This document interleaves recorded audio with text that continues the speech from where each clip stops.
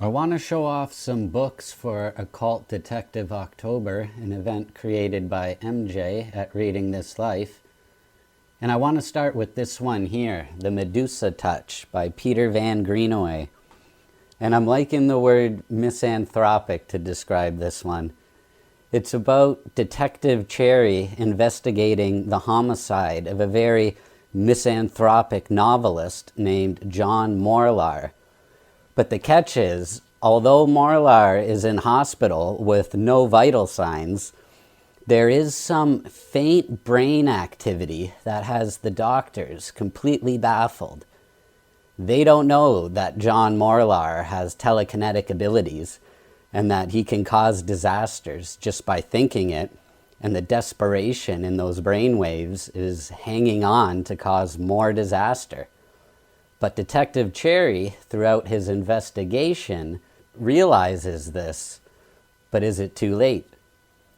So that sounds like some Weird Tales, horror, science fiction pulp, and that's awesome, but I was not expecting this.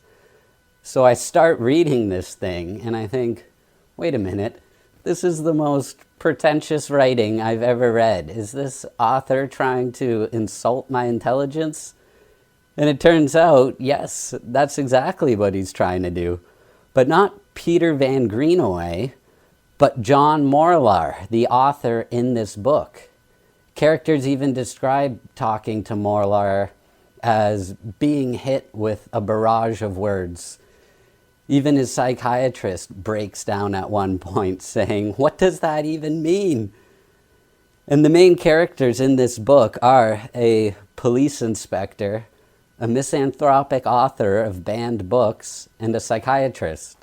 So you know the dialogue is going to run deep. And Morlar is very wordy and articulate and sarcastic, and you get to read a lot from his misanthropic, anti-establishment books and diaries. And I can't help but agree with a lot of it. Even Cherry agrees with him. Not with his acts of extreme terror, of course, but what he says is relevant. And it's told in flashbacks and through the transcripts of the psychiatrist's sessions with Morlar. And the psychiatrist knows what Morlar is capable of and is slowly building up a case in front of the inspector, getting ready to prove that Morlar is what he is and that the attack on his life was a good thing. But I thought this was fantastic, completely unexpected. It can be deep and heavy, but also humorous and sarcastic and very witty. Peter Van Greenaway is clearly a master, and I guess this book is part of the Detective Cherry series, so I'm definitely interested in more. And there is a movie based on this book. I've seen it. It was okay, I guess, but as these things go, the book was much better. But if you want an occult detective movie, check it out. But yeah, this book is something. I highly recommend it. Here's another Panther edition of Carnacki the Ghost Finder by William Hope Hodgson, which was originally published in 1910. I have not read this, but I know it's a classic, so I'll be dipping into it before the month's end. I did read this, though, Stars for the Toff by John Creasy. The stars tell dark fortunes as the Toff meets astrology and murder by horoscope. This is the only John Creasy book I've read, and I don't have much to say about it, other than it too was set in the publishing world. A fortune teller and her partner are advising people to invest in some science fiction publisher, but the money keeps going missing. And it has its moments, but the fortune teller did have powers, so it counts. These two I totally got on with. These are novelizations of two of the Tex Murphy video games from the 90s.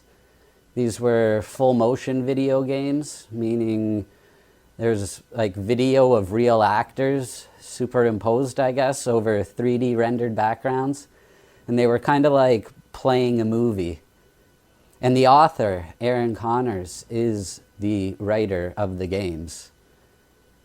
And these are really good. Tex Murphy is a hard-boiled PI, but he's a bit of a ham too. So these books are pretty funny. But they are a spot-on parody of the 1940s, 50s crime noir.